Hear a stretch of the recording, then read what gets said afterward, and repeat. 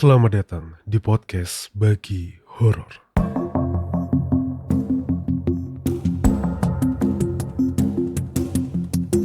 Assalamualaikum warahmatullahi wabarakatuh. Selamat malam para sobat horor. Kembali lagi di podcast Bagi Horor dan tentunya masih bareng aku Arga di sini. Setelah kemarin kita menyelesaikan kisah dari Mazaki @zaki8613, sebuah cerita berjudul Rahasia Rumah Makan Gianto, di mana ceritanya kemarin itu memulai sebuah petualangan baru. Kayak kesannya itu, feelingnya itu kayak waktu baca cerita awal-awal dari petualangan Danan sama Cahyo. Tapi yang kali ini itu bernama Bayu. Aku akan sangat menantikan bagaimana kisah selanjutnya petualangan dari Bayu ini. Ya, setelah kemarin kita menyelesaikan cerita yang sedikit bersambung, lumayan 3 part. Untuk pengenalan juga nih ke para penonton di YouTube, mungkin udah lama gak dengerin cerita bersambung. Setelah terakhir itu ceritanya Bang Dioseta kalau gak salah ya, yang banyak bersambungnya. Atau cerita dari Simple Man kali ya, zaman-zaman itu ya. Aku juga gak terlalu inget. Jadi kemarin sedikit pengenalan, cuma 3 part. Karena masih ada beberapa cerita seri lainnya yang cukup panjang, yang nanti juga akan diupload di YouTube sekaligus di Spotify. Hari ini kita bacakan dulu cerita-cerita pendek dari para pendengar yang sudah masuk di email maupun yang ada di Google Form. Kalau kalian mau kirim cerita, mau berbagi pengalaman kalian bisa kirimkan cerita kalian di sini nih, podcastbagihoror@gmail.com, atau bisa melalui Google Form yang nanti linknya aku taruh di deskripsi. Itu kalian tinggal copy paste aja cerita kalian tanpa perlu email. Ya itulah, kalau kalian mau kirim cerita, mau berbagi cerita, atau kalian mau sharing juga di kolom komentar juga bisa. Jangan lupa makanya subscribe YouTube-nya Podcast Bagi Horor. Bantu Podcast Bagi Horor untuk mencapai at least 50.000 lah ya tahun ini ya, 50.000 subscriber. Jadi aku minta tolong ke kalian untuk pencet tombol subscribe-nya, terus klik loncengnya dan share episode ini ke sosial media kalian.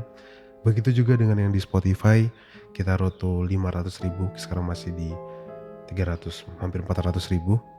Jangan lupa klik tombol follow-nya, jangan lupa share juga episode ini, dan nyalakan juga lonceng notifikasi yang ada di Spotify. Terima kasih buat kalian yang sudah melakukan, terima kasih yang udah support podcast Bagi Horor sejauh ini.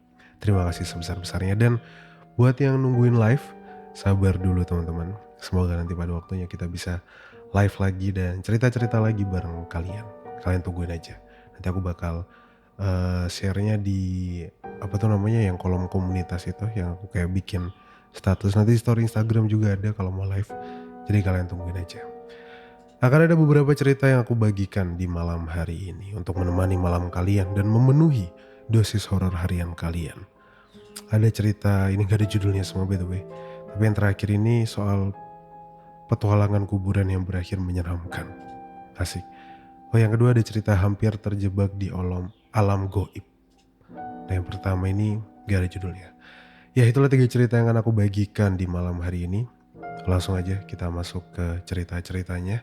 Pasang headset kalian, tutup pintu, matikan lampu. Podcast Bagi Horor siap membagikan ceritanya. Selamat mendengarkan. Halo admin podcast cerita horor. Aku ingin berbagi pengalaman horor sendiri yang aku alami beberapa bulan yang lalu di tahun 2024 ini. Sebelumnya perkenalkan, aku Abimayu.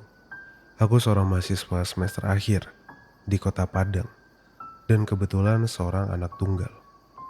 Awal cerita dimulai ketika aku dan orang tua pindah sementara ke rumah nenek yang ada di sebuah perkampungan di Sumatera Barat. Posisinya, rumahku yang sekarang itu berada di perkotaan dengan provinsi yang sama dan cuma berjarak 2-3 jaman ke rumah nenek. Alasan kepindahan kami dikarenakan ibuku hamil tua waktu itu, mau masuk bulan ke-8. Jadi agar lebih memudahkan, aku dan keluarga pindah ke kampung halaman untuk sementara. Awalnya aku gak berniat untuk ikut karena ada pekerjaan di sana. Namun akhirnya aku ikut pindah karena kebetulan menurutku sekalian refreshing lah sebentar gitu. Melepas penat kerja sambil kerjaan skripsi beberapa waktu belakangan ini. Singkat cerita, perkampungan atau desa ini nggak terlalu ramai, tapi juga nggak terlalu sepi. Cukup sederhana dan nggak terlalu menyeramkan. Walaupun aktivitas di malam hari nggak banyak didukung dengan nihilnya lampu jalan di sekitaran desa ini. Mungkin bikin warga jadi malas keluar rumah, pikirku waktu itu. Selama di sana, aku berusaha buat berbaur sama pemuda sekitar. Aku ikut nongkrong bareng mereka, main bareng mereka. Gak lama kemudian, aku akrab lah dengan dua orang teman nih. Sebut saja namanya Daniel sama Aldi. Jadi karena rumah kita itu cukup berdekatan, kita jadi lumayan sering main bareng. Nah, si Aldi ini tipikal cowok yang agamis. Jadi setiap maghrib itu dia selalu sholat di musola yang ada di desa ini. Sedangkan Daniel gak jauh beda sama aku. Tapi karena kami bertiga ini berteman, jadi aku sama Daniel mulai tergerak lah untuk sholat maghrib bersama. Singkat cerita, kami udah sholat maghrib bareng selama beberapa kali berkat si Aldi ini. Walaupun di desa ini gak ada masjid yang terbilang bagus gitu ya, cukup lah. Tapi ada satu-satunya musola di desa ini dan menurutku cukup layak untuk dipakai beribadah. Musolanya lumayan kecil. Warga yang ikut sholat berjamaah di sana juga gak seberapa. Cuma karena si Aldi ini rajin sholat, jadi dia sering azan di sana. Dan suasana di musola itu jadi hidup walaupun gak terlalu ramai. Suatu hari nih setelah ngelaksanain sholat berjamaah diimamin sama si Aldi, ada 3 ibu-ibu yang ikut sholat bareng kita. Dan disusul sama 2 orang bapak-bapak. Bapak-bapak sama ibu-ibu langsung pulang tuh setelah sholat. Beda nih sama kita bertiga. Aku, Daniel sama Aldi nongkrong dulu sebentar di musola. Sambil guyonan sama ketawa-ketawa lah.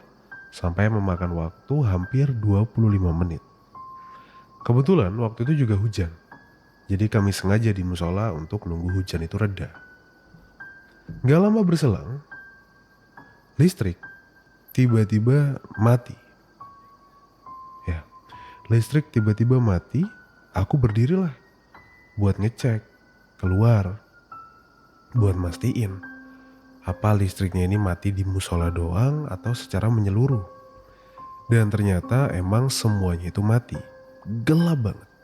Tapi ada sedikit bias cahaya dari bulan. Karena kita bawa HP ya, kecuali si Aldi. Akhirnya kita nyalain lah flash HP sambil lanjutin ngobrol. Pikirku nih, ini listrik bentar lagi bakal nyala lah, nggak lama gitu. Jadi kita stay aja di sini. Tapi lama kelamaan, nih listrik tetap nggak nyala. Dan kita udah mulai kehabisan nih, udah mulai kehabisan bahan obrolan. Aku ngajak mereka lah buat pulang bareng. Cuma si Aldi ini nggak mau. Karena bentar lagi katanya juga mau waktu masuk waktu isya, sholat isya. Akhirnya ya udah aku sama Daniel nurutin apa yang si Aldi ini bilang. Gak lama si Aldi pamit buat wudhu lagi. Aku nawarin kan buat ngasih pencahayaan, tapi si Aldi ini bilang gak usah. Dia cuma minta disenterin dari posisi aku duduk sekarang. Karena emang nih musolanya kecil. Terus nih sambil nunggu si Aldi wudhu, aku sama si Daniel sepakat buat gak wudhu lagi. Karena menurut kita ya masih sah-sah aja, belum batal. Terus kita juga agak males buat turun lagi. Jadi akhirnya kita cuma nungguin si Aldi wudhu sendirian. Tapi karena si Daniel ini gak tahan, wudhunya jadi batal. Dan maksa aku buat wudhu bareng dia. Akhirnya karena gak mau debat, malas lah. Ya udah deh, aku jadi ikutan wudhu lagi. Kita papasan tuh sama Aldi di teras. Terus Aldi bilang dia bakal tunggu di dalam. Dan aku juga ancam buat jangan sholat duluan. Setelah itu Daniel pamit mau pipis bentar. Sedangkan aku wudhu di luar. Karena aku males nih nungguin si Daniel ini yang lumayan lama nih. Akhirnya aku masuk duluan. Aku juga mikirnya kan si Daniel kan punya HP sendiri kan. Jadi gak perlu khawatir lah. Toh si Aldi aja bisa sendiri kan. Habis itu nyampe di dalam, aku lihat si Aldi udah sholat duluan. Lah aku kaget dong. Tadi dia bilang janji bakal nungguin kita, tapi ternyata malah duluan. Sambil ngerapiin celana sama baju tuh, aku siap-siap buat ikut sholat. Tapi di situ aku masih bingung. Soalnya loh kok ini anak udah sholat tapi kok perasaan belum azan, kok malah ngeduluin kita kan. Tapi karena sholat udah mulai, jadi aku keluar lagi buat manggil si Daniel. Soalnya belum kelihatan juga nih keluar. Akhirnya nggak lama si Daniel keluar dari kamar mandi sambil ngegerutu kalau perutnya tuh mules. Ya udah habis itu kita masuk bareng ke musola. Tapi pas nyampe di dalam, aku sama Daniel ngeliat ada 2 jamaah di belakang si Aldi dengan posisi yang sama waktu aku maghriban tadi. Nah pikiranku waktu itu mungkin itu adalah bapak-bapak yang tadi balik lagi buat sholat jamaah. Jadi nggak terlalu merhatiin lah di situ. Aku ngerapin baju lagi, ngambil sajadah sama Daniel sambil dengerin si Daniel ngegerutu karena si Aldi ini duluan sholatnya. Nah pas ambil sajadah, aku dengar para jamaah bilang, amin. Tapi suaranya tuh kayak suara berat terus bergetar gitu suaranya. Menggema berat terus bergetar. Suaranya kayak dipaksain berat gitu loh. Amin. Bener-bener bergetar banget kayak orang bilang amin sambil ketakutan rasanya. Aku sama Daniel kaget kan. Soalnya itu suara kayak bukan suara bapak-bapak yang tadi. Terus juga kenceng banget suaranya. Agak mustahil kalau itu suara manusia. Karena emang suaranya aneh deh. Aneh banget. Aku gak bisa jelasin suaranya seperti apa. Tapi aneh dan itu bikin merinding suaranya. Terus bunyi suaranya itu juga ramean. Gak cocok kalau yang sholat itu cuma 2 orang.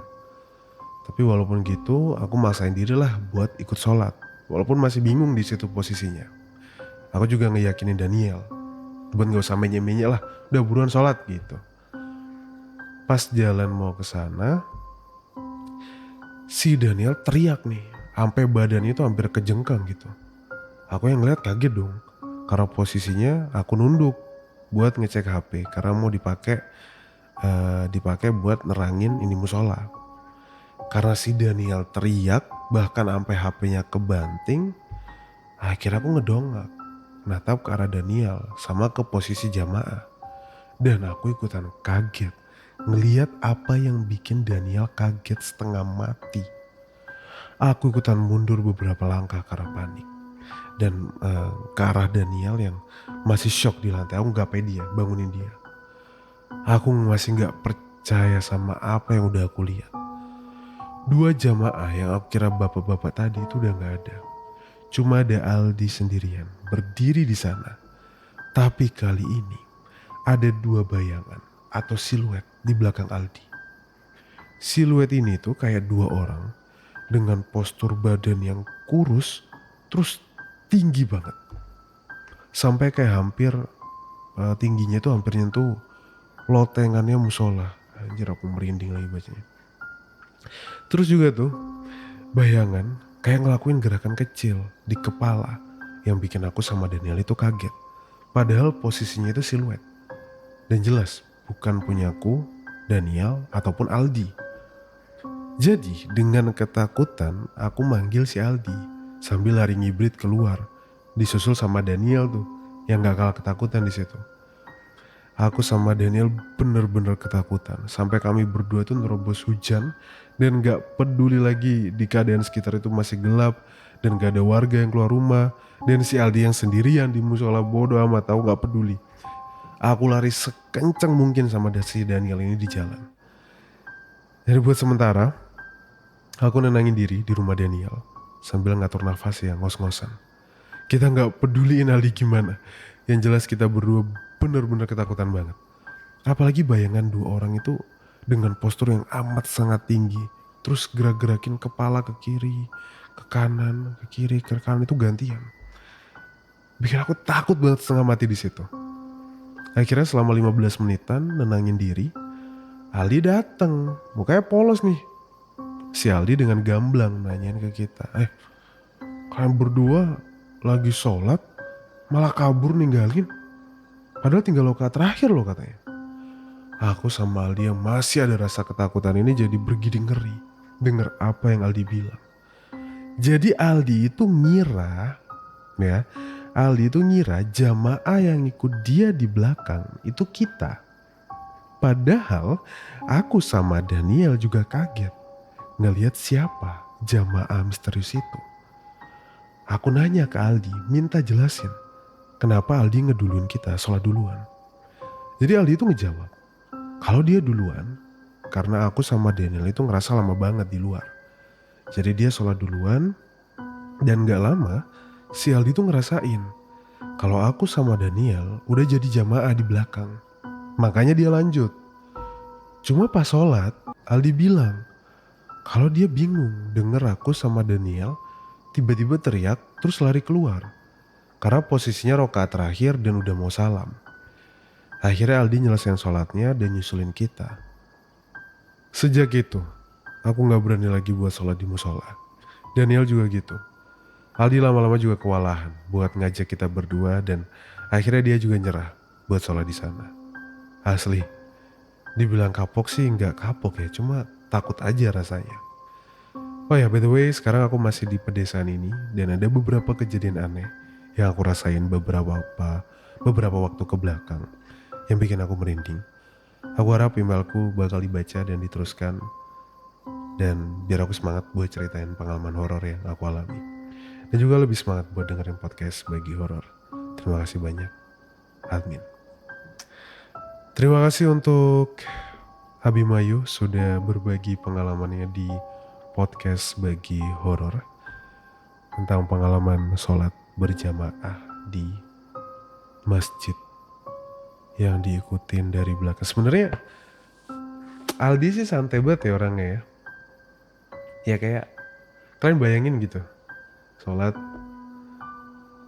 misalnya kalian tahu di belakang kalian ini dua teman kalian, tapi kalian dengar suara teman kalian lari, tapi jamaah di belakang masih ada. Ya sebenarnya bisa jadi orang lain juga sih, karena posisinya kan juga bukan di rumah kan, tapi di musola. Ya bisa aja ada orang lain datang buat ikut sholat berjamaah. Tapi Aldi juga nggak lihat apa yang dilihat sama Daniel dan juga si Abimayu. Jadi dia cuek aja, santai-santai aja. Dan waktu dia lihat ke belakang, dilihat nggak ada siapa-siapa, ya fair karena dipikir yang sholat tadi temennya, terus tiba-tiba lari. Jadi ya di belakang nggak ada siapa-siapa, nggak ada masalah kan. Nah ya masalahnya yang lihat ini Abimayu sama si Danielnya ini. Lihat sosok tinggi, lihat sosok tunggu kiris, lihat sosok tinggi kurus, tingginya hampir sampai atap, padahal cuma siluet doang, bayangan doang, bukan sampai kelihatan bentuknya jelas enggak, tapi cuma siluet doang. Kalau ngomongin cerita soal sholat, sekarang banyak banget ya film-film yang membawa agama gitu, kayak sesuatu yang berbau horor. Banyak lah, kayak film, katakanlah film Makmum atau siksa kubur, neraka dan segala macamnya. Itu kan kisah-kisah horor yang tapi nggak bisa lepas lah ya.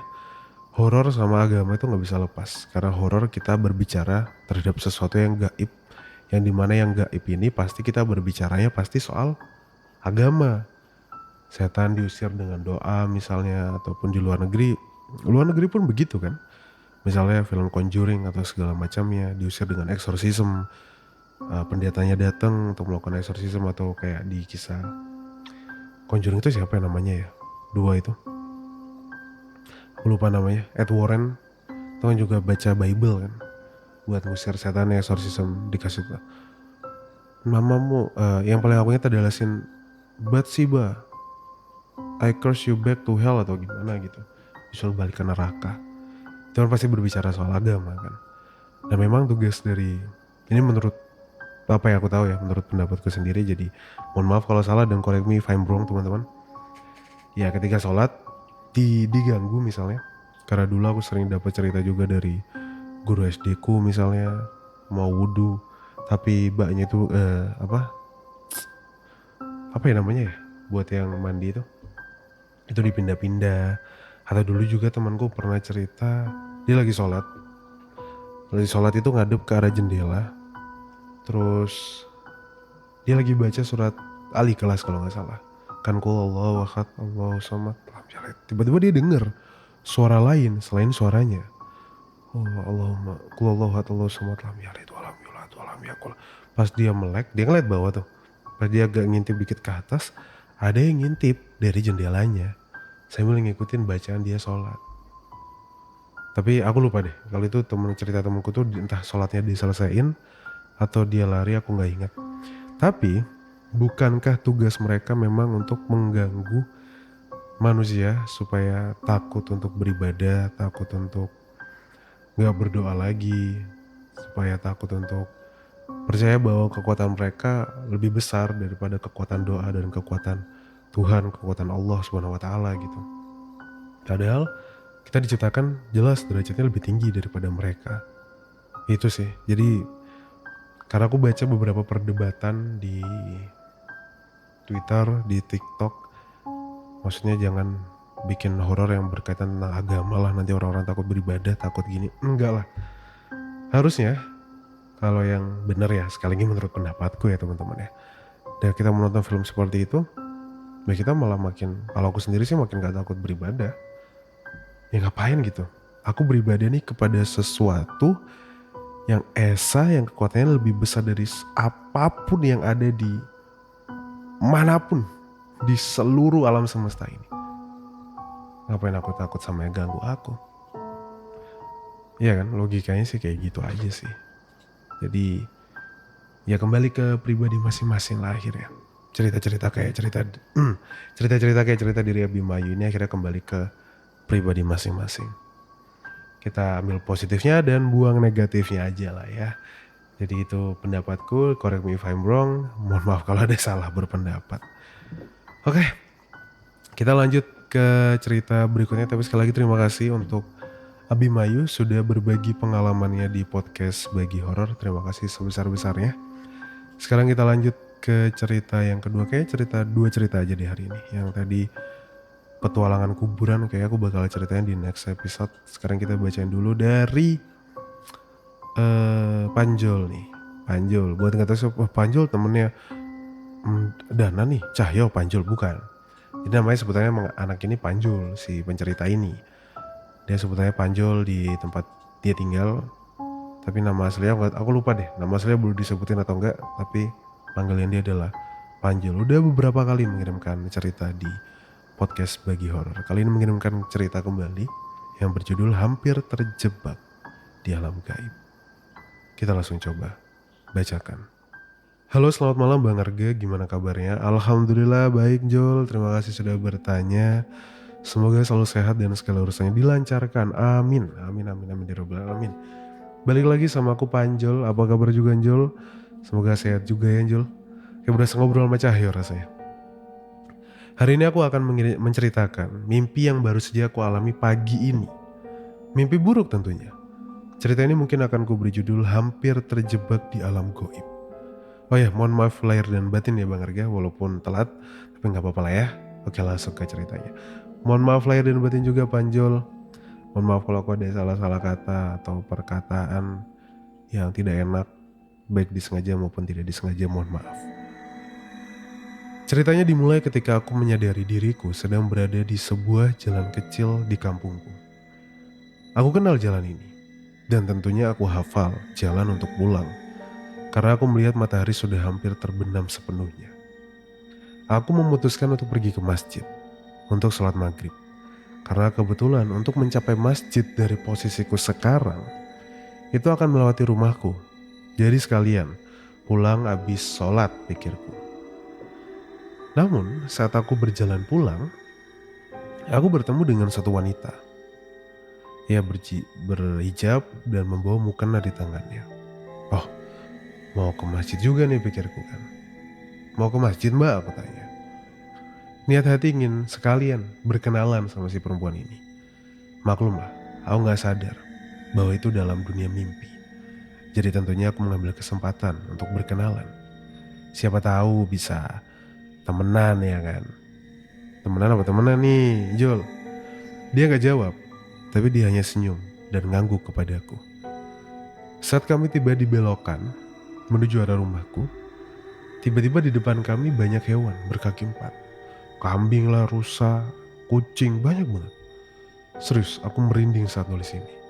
Karena aku nulisnya sekitar pukul setengah 1 pagi tanggal 18 Mei 2024. Sedangkan kejadiannya baru aja terjadi pada tanggal 17 Mei, pagi harinya. Oh iya ya, dikirim jam berapa ya Mas Aldi ya? Literally jam 1 pagi bro dikirimnya bro. Aku baru lihat tadi sama si Aldi lagi. Aldi mah cerita tadi ya, sama si Panjul. Jadi kebayanglah gimana merindingnya. Nah lanjut nih ke ceritanya.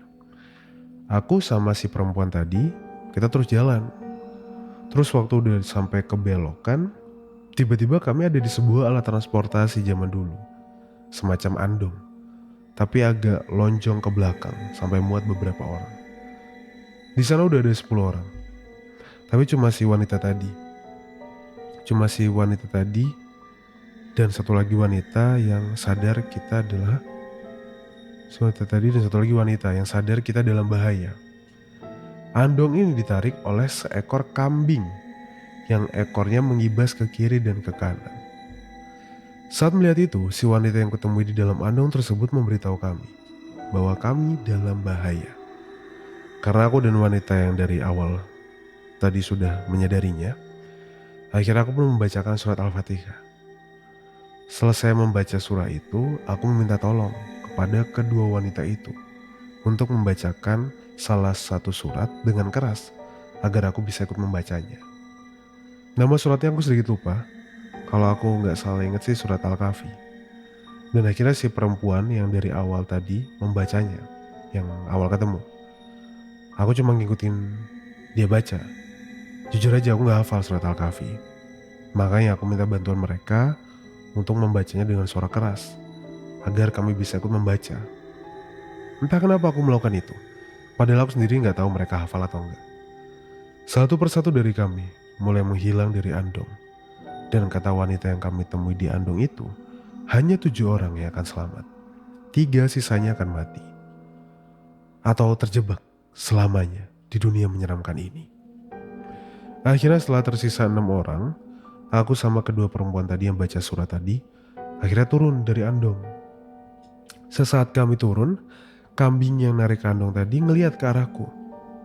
Jangan tanyakan wajahnya. Matanya tuh putih, nyala. Mulutnya menyeringai.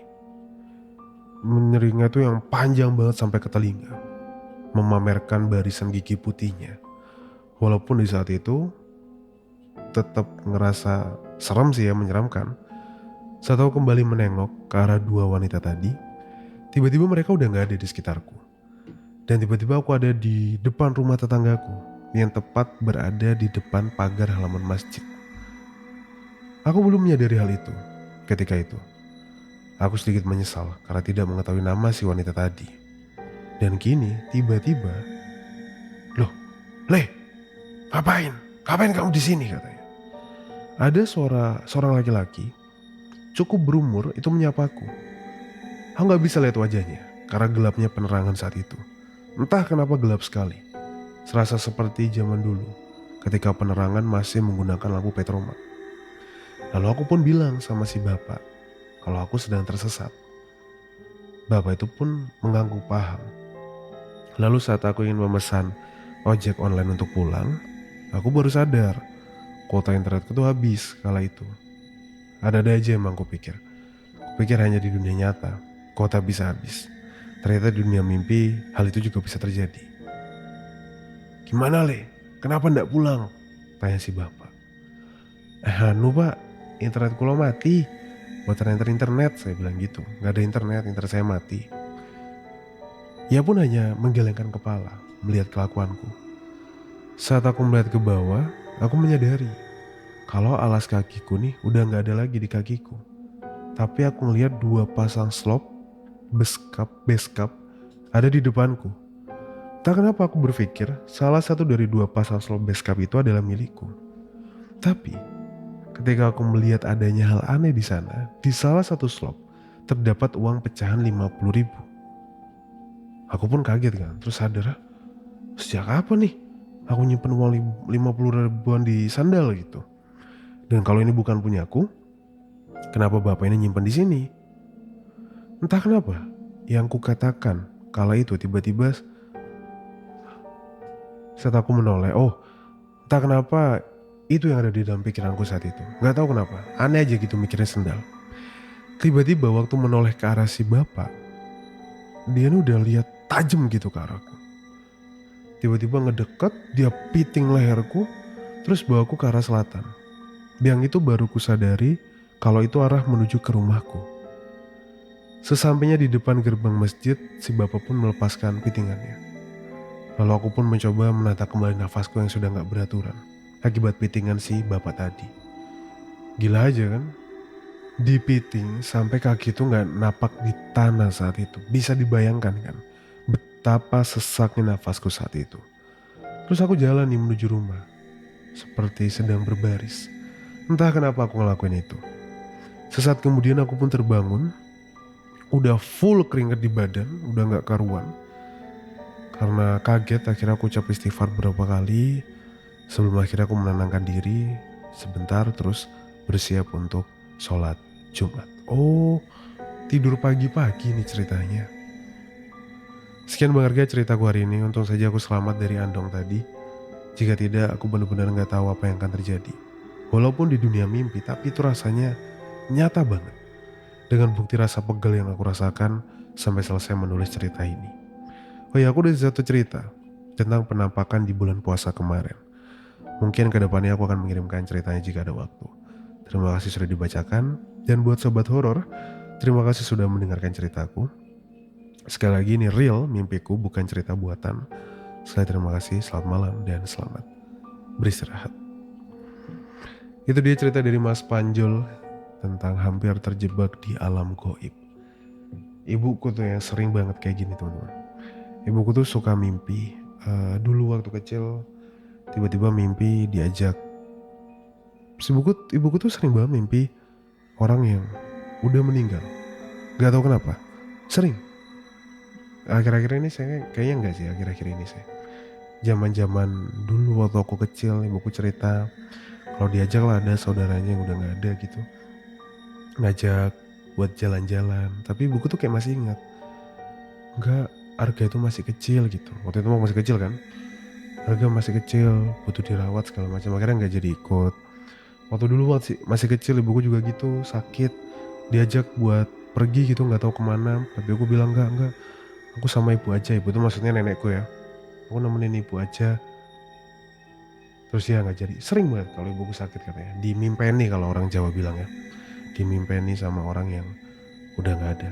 Aku gak ngerti itu korelasinya apa. Tapi kalau mimpi-mimpi yang kayak gini ibuku sering banget. Ibuku sering banget ngigo juga teman-teman. Aku sih jarang ya mimpi ya.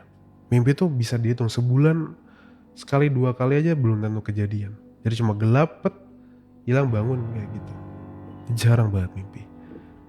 Jadi kalau masalah mimpi ibuku lebih expert. Jadi mungkin suatu saat aku bakal ngajak ibuku buat cerita di sini. Kalau dunia permimpian ibuku expert banget. Kayaknya ya. Ya sekali terima kasih Mas Panjul sudah berbagi pengalamannya di podcast Bagi Horor. Tadi juga ada Mas Abimayu, terima kasih sudah berbagi juga. Hari 2 cerita tentang musola, ada sholat, berangkat ke musola. Cerita dari Mas Panjul ini berangkat ke musola, mimpinya. Mas Abimayu juga gitu. Padahal nggak niat nyambungin orang cerita terakhir tadi, petualangan kuburan yang berakhir menyeramkan kan. Ya tapi itulah 2 cerita yang bisa aku bagikan di malam hari ini teman-teman. Semoga kalian terhibur. Semoga mendapatkan dosis horor harian yang cukup. Kalau kalian mau berbagi cerita, silakan bagi cerita kalian di email di podcastbagihoror@gmail.com atau bisa melalui Google Form yang linknya nanti aku taruh di deskripsi dari episode ini. Jangan lupa kalau kalian suka, subscribe YouTube-nya Podcast Bagi Horor, nyalain lonceng notifikasinya, kasih like sebanyak-banyaknya, ketik komentar, kalian sharing-sharing boleh di kolom komentar. Terima kasih juga sudah berbagi komentar kalian. Aku mau bacain komentar sekarang, aku mau jadiin itu sesuatu yang rutin ya. Komentar video terakhir kemarin. Lagi dan lagi aku nungguin live dari Mbak Teti Salma. Seru banget ini karakter Bayu mirip Cahyo. Itu cerita yang kemarin ya, yang anaknya sendiri jadi tumbal. Kata Mbak Ita, udah pernah dengar cerita ini sampai part akhir, Bayu Gendeng, tapi tetap aja aku dengerin lagi soalnya beda banget pembawaannya. Versi Bang Arga lebih keren dan enak di telinga. Terima kasih Mbak Ita. Ada Ed Gozali, podcast horor pertama awal Covid ini. Saya dengar di Spotify. Thank you Mas Gozali. Ada Kak Tatarina, absen Kak. PBH setia menemani sambil memasak. Thank you. Ada Mas atau Mbak ini, ada Anggi, Suheri. Harusnya ada Squall sih, seru nih MC baru. Welcome back Mas, kemana aja, kata Mbak with Sumadra. Ya itu namanya. Ada Mas Riko, akhirnya setelah sekian lama menunggu Bagi Horor ada di YouTube lagi. Terakhir dengar Bagi Horor 2020. Good luck Bang Arga dan Mbak Ismi, malah Mas akhirnya kembali lagi. Podcast yang sudah lama vakum. Terima kasih buat yang sudah berkomentar. Jadi kalau kalian mau berbagi salam atau mau ngapain aja, silahkan tulis aja di kolom komentar buat dapat engagement ya teman-teman ya. Terima kasih semuanya. Aku Arga pamit undur diri. Mohon maaf kalau ada salah-salah kata selama bercerita. Kita akan ketemu lagi di episode selanjutnya. Aku Arga pamit undur diri. Ingat, anggap saja cerita di podcast Bagi Horor ini cuma hiburan semata. Ambil positifnya dan buang negatifnya. Wassalamualaikum warahmatullahi wabarakatuh. Selamat malam dan selamat istirahat.